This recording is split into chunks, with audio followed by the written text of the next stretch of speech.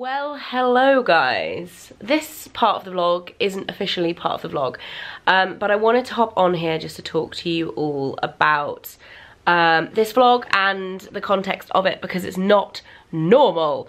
Well, it is normal, but that's the whole point, is that we're not in a normal time, and this vlog was actually recorded by the time it goes up nearly 2 weeks ago. And I debated whether or not to put this vlog up, because obviously in the past 2 weeks things have changed quite significantly in terms of how we go about our day-to-day lives. However, I liked it and I was editing it and I just thought, you know what, it makes me sad to think that we filmed this and it's not going to go out, because I feel like you guys would enjoy it, because we don't vlog that much anymore in terms of our day-to-day life. But please bear in mind this was filmed 2 weeks ago and things have changed. Please know that we are not going out wherever possible anymore, and obviously we are taking precautions to protect ourselves and our community and the country against coronavirus.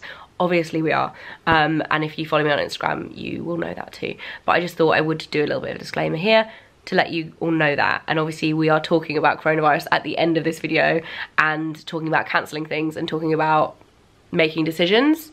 Clearly all of that stuff is cancelled, all of it, but at the time it wasn't, and we were actually kind of ahead of the game in terms of cancelling it, because we did so before the brands were cancelling anything.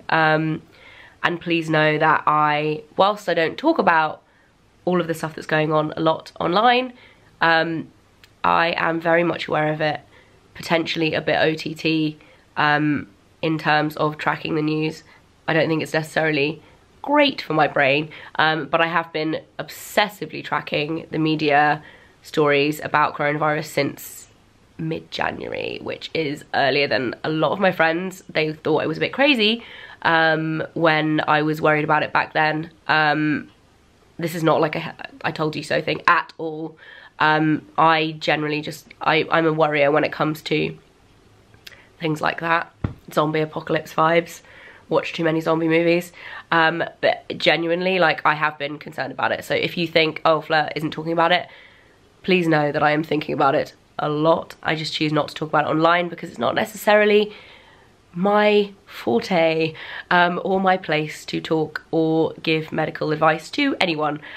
So yes, that is the intro to this video. The vlog is now coming. Don't be rude and say you're an idiot, what are you doing, because it was 2 weeks ago.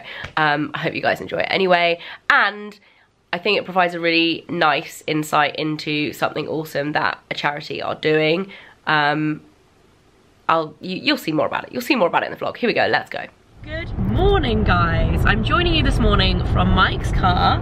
Mike is here wearing my pink sunglasses. So I left mine at home. Yeah. These are my old pink sunglasses that I bought when we were on a honeymoon. Why are these even in your car? Because they're in the car for you, for when you get in the car, but my sunglasses are still packed from South Africa. My husband is so organised and thoughtful. We are on our way up to Leeds today. Mike is working up in Leeds and I am hitching a lift because I am heading to the Oxfam waste saver facility. Now, if you don't know what that is, I don't blame you, because I didn't before I spoke to Oxfam about it. Basically, a few months ago, I went on a trip with Oxfam to their department store near Oxford and learned lots about what they do. And at the time, they told me about this waste saver facility, which is basically a fabric sorting warehouse. Oxfam are one of the only UK charities that do not put any of their donated clothing or fabrics, textiles into landfill, like zero at all. And obviously that is a big problem. In the UK alone, we put 350,000 tons of clothing and textiles into landfill every single year. To put that into perspective, or not, depending on how you think, because I don't know how, like, it's just unfathomable. It's the same weight as the Empire State Building every single year, and it's worth £140 million. Nuts. Absolutely bananas. So Oxfam are one of the only charities that when you take anything into their stores, regardless of what condition it's in, none of it goes to landfill.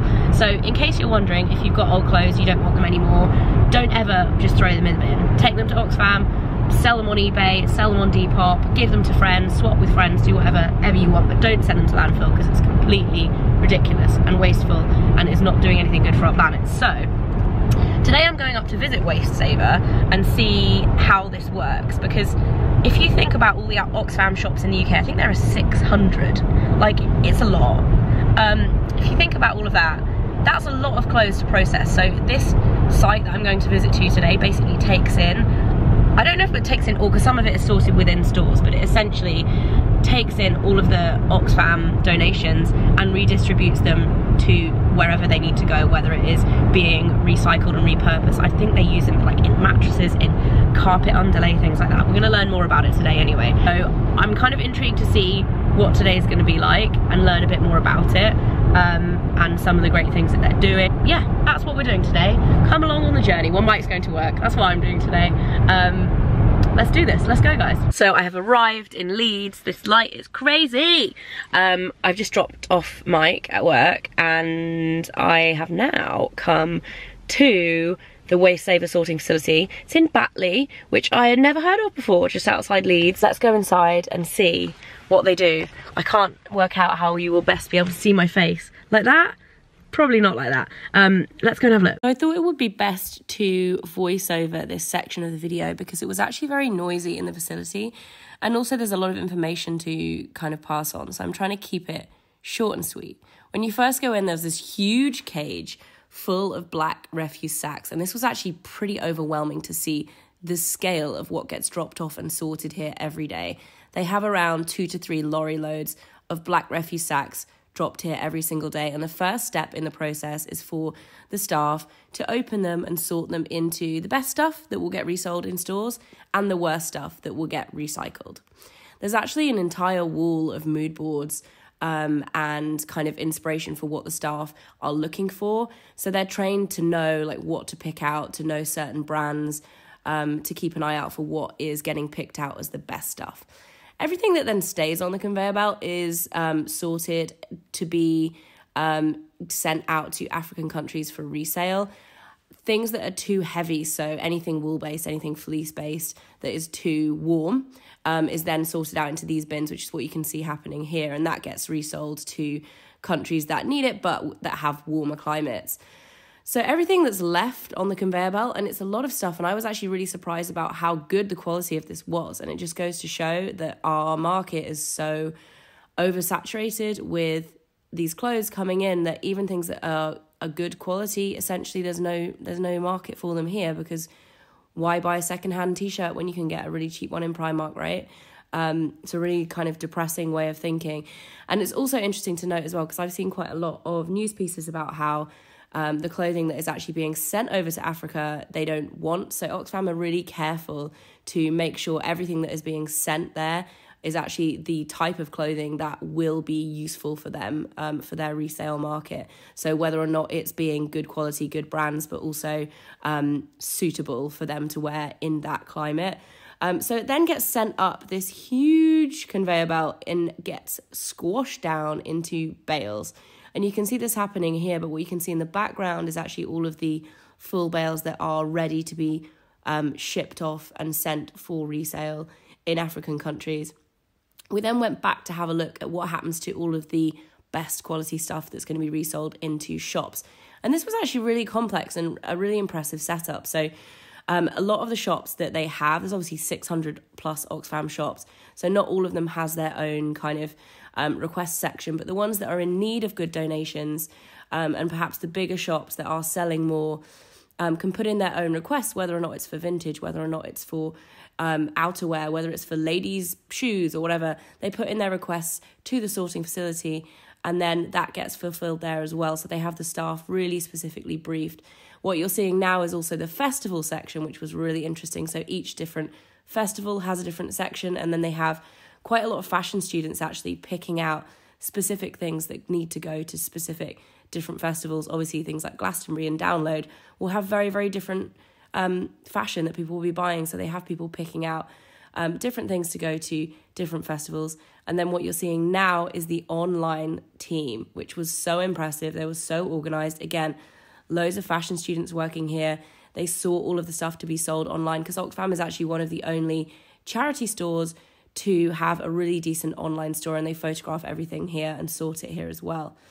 Last but not least, we went to what seemed to be the graveyard. And this was actually really, really depressing, because although all of these goods are going to be recycled into mattresses, into carpet underlay, etc., the scale of this, the scale of the clothing that is being donated in the hope that obviously it will be resold, reused, was shocking. And actually looking closely at these bales, so much of it was what you would think would be pretty good. So many fast fashion labels sticking out here, I couldn't even tell you. And what was really crazy was the amount of novelty onesies. Fleece is really, really difficult to reuse and resell. The amount of novelty onesies, I swear, like I would never ever buy one for River. And to finish, the soft toy graveyard as well, which was sad to see. But overwhelmingly, what this visit taught me is that we need to be prioritizing what we already have in our wardrobes. We need to be investing in better quality clothing, avoiding fast fashion where possible. But if not, really being careful about what we buy, buying items that we know are going to last in our wardrobe for years, as opposed to being worn just a few times and then discarded, because a lot of the time, in the hope that, you know, you are donating them to a charity, they aren't of any use a lot of the time. So a really eye-opening experience for me, and I hope it's been interesting for you guys to see a little bit of an insight into Oxfam's Waste Saver facility. So I've just got back in the car after the tour. Oh my god, that was so interesting, and I hope you guys found that interesting as well, looking around somewhere like that, and a little bit of an insight into where your clothes go when you donate them to a charity shop, and where charity shop clothes come from, how they're processed. And I'm hoping I can get enough info in there. I learned so much. It's hard to like condense it down. I'm going to do a voiceover over it so you guys can see, but so interesting. I am now off to kill some time because it's 3 p.m. and I don't think Mike finishes until 5. So I might just go and have a coffee somewhere. I think there's a shopping centre down the road, so I might just go there, do a little bit of work on my phone, and wait for Mike. It's also really, really hot in this car. It's super sunny today. It's like really cold outside, but it's one of those days where the sun is powerful enough to make you hot if you're not in the direct outsideness. Does that make sense? Probably not. Yeah, let's go and wait for Mike. So I've picked up this reprobate. Hello there. He only took an hour and a half longer than he was supposed to, so River's out to dinner with some friends, and we're just trying to go and pick her up. Shall I try again? Try this Mike sat nav. Where would you like to go, Mike? Let's find out. Where would you like to go? Market Harborough, Leicestershire. One possibility I see is Ibis Hotel on Lords Mill Street. Oh, it's over close. This is the 15th time we've done this. Try okay, again. let me try. Okay, you give it a go. Where would you like to go? Market Harborough in Leicestershire. One option I see is Ibis Hotel on Lords Mill Street. What? One sec, let me try. I'm gonna try another one. This is not where we live, guys. Before you're Where would you like to go? Market Harborough. One option is Market Street, Junction Stockton. At least we got Market. What's wrong with you? Let's do it really quick. Let's see if it works really quick. Where would you like to go? Market Harborough. Getting directions to Lock Harbour, Canada. What?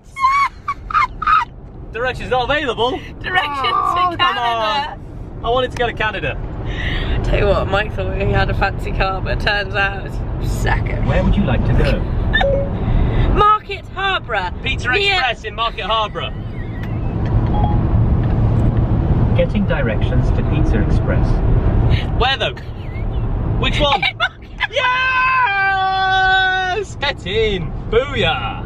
How did it get that? But it didn't get. Okay, so we're an hour away. Winner. The winner wins chicken dinner. Literally. Well, do we do the no coronavirus? chicken. The coronavirus. Oh, so much corona. High five. I feel like I look a bit scary in this light. I'm currently driving down. Are we on the M1? Oh, on the M1. On the way back from up to north. How was your day anyway, Mike? I feel like I got an absolute grilling, if I'm honest. Sat nav aside. Yeah. Pretty much feel like I got beaten from pillar to post is what happens. We've also just had the Mega. I'm gonna put this on the dashboard. Please don't fall off camera, that'd be really annoying. I think it's just gonna wobble, it's gonna be wobbly. We've just had the Mega debate in the car. We're supposed to be going to Coachella, and on like a mega trip to Coachella and Disney in April, and we've just made the really hard decision to pull the plug on it because of coronavirus. I'm just throwing it out there. I'm really gutted though, because I was in the other camp. Mike wanted to go. I wanted to go. Mike is much more of a caution to the wind kind of person, and I feel like this will strike up massive debate in the comments, because I feel like you're either one of those people that worries about stuff like this a lot or you don't, and I'm a real worrier. However, I feel much more comfortable now. I've made the decision and it's done. I'm not stressing, whereas if we'd have gone, I would have been stressing every single day in the run-up. I would have been checking the news all the time, like I am anyway, and I wouldn't have been at ease when we were there, all of that. Plus, I think by the time that it actually comes around, the event might even get cancelled anyway, so we'll see. My point is, it's scary, right? Times are scary. Basically, you know how we don't get coronavirus? Blow your nose. We just stay in your car, Mike, and the only person we speak to is your sat-nav. Yeah, but she's brilliant. She is. And the lighting in my car makes you feel She would keep us entertained. What car gives you purple and green at the same time? Mike. You can't see because your hand's in the mirror. Okay, I'll move, hang on. What Mike means is he's got this like disco light effect. It's a very manly choice of I am living the 80s lights. dream. Yeah. Because I'm an 80s child. Indeed. Right. I mean, I would say we'll go, but we've got 54 minutes left of the trip. I mean, do you want to have like a vlog for 54 minutes? Do you reckon people would actually hang on? What do you reckon the like believe they would be? No. They'd be like, who's the last one standing? Have you all shit chat? I do like shit chat. The chat's brilliant. Probably 3 minutes. Don't act like you don't enjoy the chat. I mean, I married you. It's kind of a giveaway, isn't it? Yeah, I kind of love the shit chat. I love the shit chat. So we're home now. Excuse the mess on the side. We just had the most hilarious, and Mike blowing his nose. We just had the most hilarious journey back. We got to pick up River just as they were finishing dinner. She went out for pizza with her little bestie, and she came out with a balloon.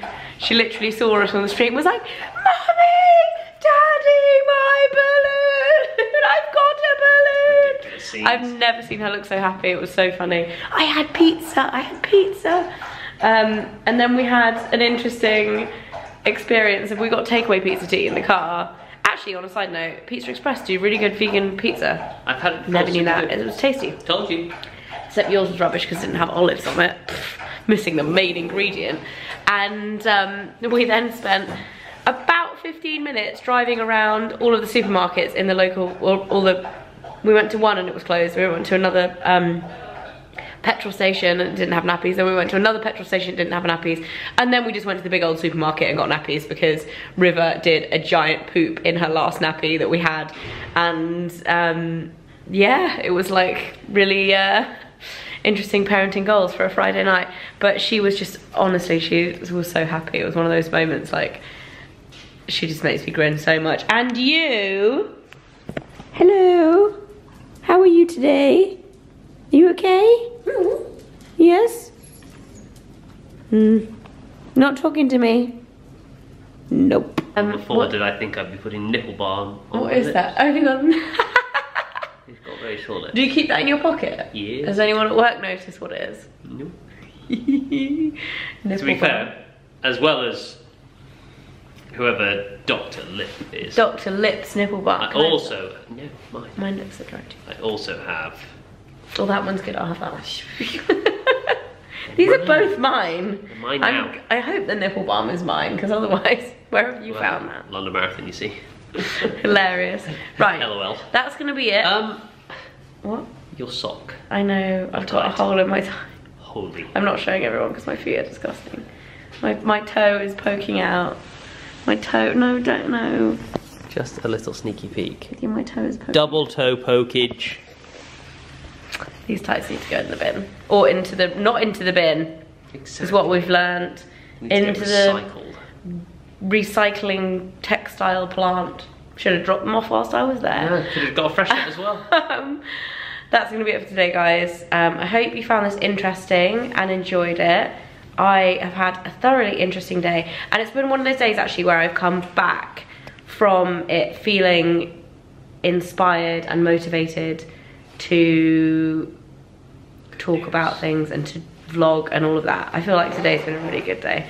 And in case you hadn't noticed, I've been struggling with it a little bit recently. Like, that's why there haven't been that many vlogs, I guess. But you need to inspire this one. Tell her how much you love her. Yeah, you tell me how much you love me, yeah? That stinks. Right, we'll see you guys soon. Goodbye. Bye. I'm gonna steal this lip behind. Hand that back, please.